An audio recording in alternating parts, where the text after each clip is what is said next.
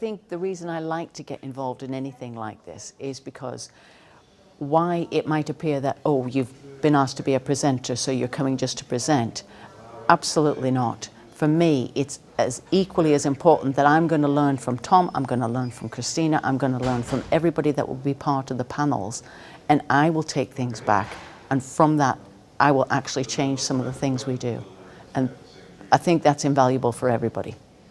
I think one of the biggest challenges is how we get Generation Z to engage with us as residential life leaders. I think this is the importance of having a peer-to-peer support, because what I'm learning from my residential advisors who are mature students is that they can talk to students in a certain way. They do understand what students want to hear, and I don't anymore.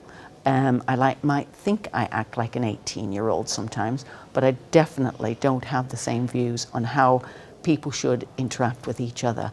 And I think they bring an invaluable element to that, because they can say to me, oh, I'll have that discussion, it won't be a problem. And I have total confidence in them doing that. So I was a PhD student, and I nearly gave up as a PhD student. I was working part-time. I was only in the university on the very odd occasion, and I set up a PhD network. And the difference it didn't just make to me, the difference to me was I completed my PhD. The difference for the university was they went from having 1 in 10 complete a part-time PhD to 5 in 10 completing a PhD. So I suddenly understood, well, if that's for PhD students that way, what is it like for an 18-year-old, because I went as a mature student, what is it like for an 18-year-old who's just left home for the first time, and how on earth do they cope in that completely new experience of having to make friends, having to move away from home, having to live independently, having to balance their own financial accounts. It's all that happening at exactly the same time as a whole new way of learning, because they have to be independent learners. So it made me change my entire career, because I'd always thought that when I was doing my PhD I was going to be a lecturer, and that was it. I had it all set out. I knew exactly how it was going to work. But that whole experience made me think, actually, if you look at it, maximum a student works with a lecturer 22% of the time. The rest of the time, so at a very minimum, 78% of their time is spent living in the accommodation, socializing, studying. It isn't in the lecture room. So where is it that we retain these students? Is it in the lecturing theatre, which I believe it is. I'm not questioning that. That's why we're all there. That's why the students are there. But what else happens that makes them stay at that university when times are difficult? And I believe it's what happens in their accommodation. I believe it's what happens in their social life. But most importantly, I think it's making connections and feeling, actually, I belong to this university. I'm going to stick it out. I'm going to get through this, and I'm going to make it. So that's why I'm passionate about it. We have a huge amount that we can provide for students, for student well-being. Now, that can range from somebody there to hear them. And I don't mean just to be there and listen. I mean to hear what they're saying. Tom said it really well when he said, you have to hear where they are. You have to understand this is what they are experiencing. Whether you think that's actually what they're experiencing doesn't matter. That's what they feel they're experiencing.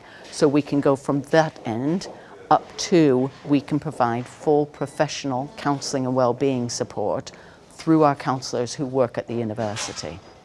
Does that mean the counselling's there 24/7? No, but we have the National Health Service, we have our counselling, we have external charities in the local vicinity who support students who are into self-harm, who have poor coping strategies with drugs, alcohol, all of that. We have all of the charities who will also support them in the local community, and we can directly refer to them. In 5 years, there's going to be, I believe, some big challenges. It's about student resilience. It's about starting to build that resilience, not at university level, We have to start helping students to build resilience at secondary school, at college, before they ever arrive. Because what we're seeing is, and it might be a perception, it might not be a reality, but students, because we have an instantaneous society that if you need something, it's on Google, you go straight to it and you get the answers. The expectation is when you're living and you've got problems, somebody can instantaneously sort those problems out and they can be taken away. And that's not the reality of life. We all know from our experiences that when we grow the most inside in our personal self-growth is sometimes after the most difficult experiences you've ever had. And it's easy to say that as an older person, but at 18 you don't understand that. And what can appear like the end of the world isn't. And at the same time it is for that person. So resilience is going to be a big challenge. We have to somehow help students to understand the importance of communicating with one another, not just on their telephones, and taking that telephone out of their life for a bit each and every day. Because at the end of the day, the university wants to promote professional, world-class professionals. For that to happen, they have to have good communication skills. And I think what we can help the students with is not only getting those skills, but actually providing a place for them to gain those skills by becoming residential advisors, by student ambassadors, by being part of the student community. So I think for students to be happy, healthy and stable, there's different elements to that. And they won't all be the same for each and every individual. I think what will happen is, what sits at the base of all of that is a student having purpose, having meaning in their life, feeling connected and feeling part of something. So that sense of belonging through community, through engagement, through having people that they respect and are friends with. It can be through their family.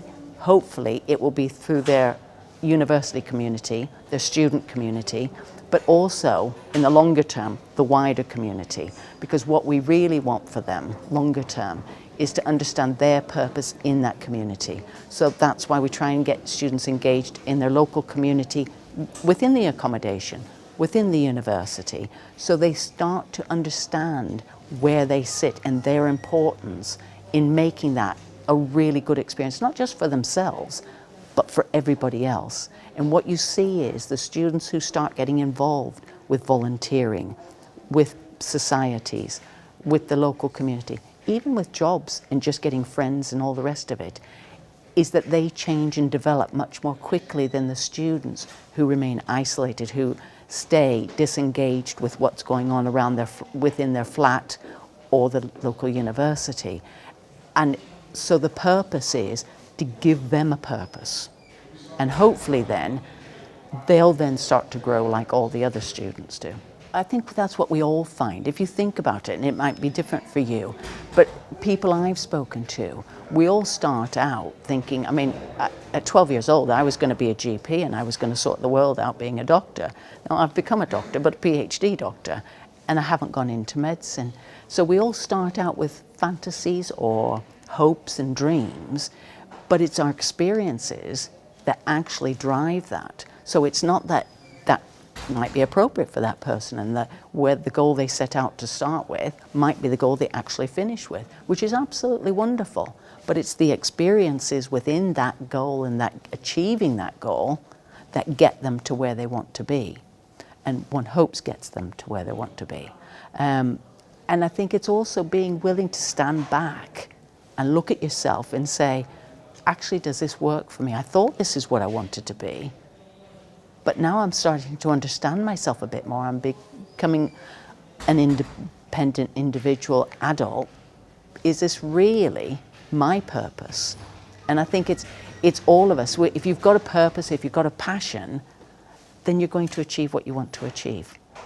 It's accepting that things can be really difficult, so it's holding on to the hope that things can be really difficult now, but it doesn't mean they're always going to be difficult. It means that you can get through the difficulties and still aspire to a hope that it will be better another time. I think the other side of it is remaining positive about, yeah, things are difficult now and it's really awful. And at the same time, do you know what? I still enjoyed my lecture today, or I still learnt something today. So whilst I'm experiencing all these difficulties, actually there are still some good aspects in my life.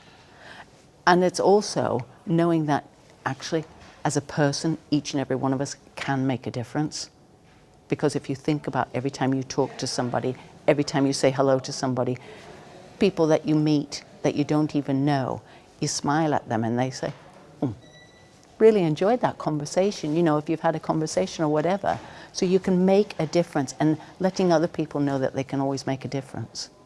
I think I look back now, and when I'd finished my PhD, I suddenly thought, oh, I've taken the wrong PhD. I should have gone back and I should have done psychology and philosophy and see where the two meet, because I love Viktor Frankl.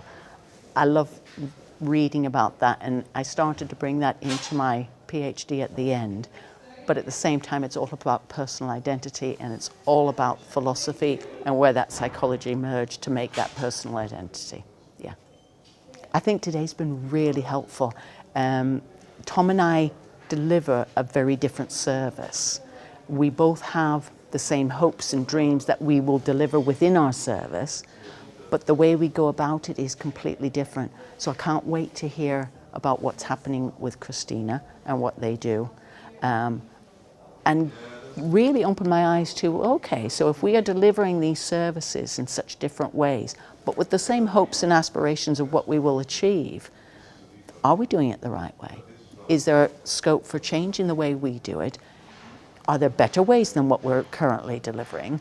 So I think days like this actually give me the space from the day-to-day business, but also the opportunity to hear what other people are doing. So the opportunity to say, actually, we need to look at this and find out if there's better ways to deliver what we hope to deliver. So, invaluable. They're absolutely invaluable.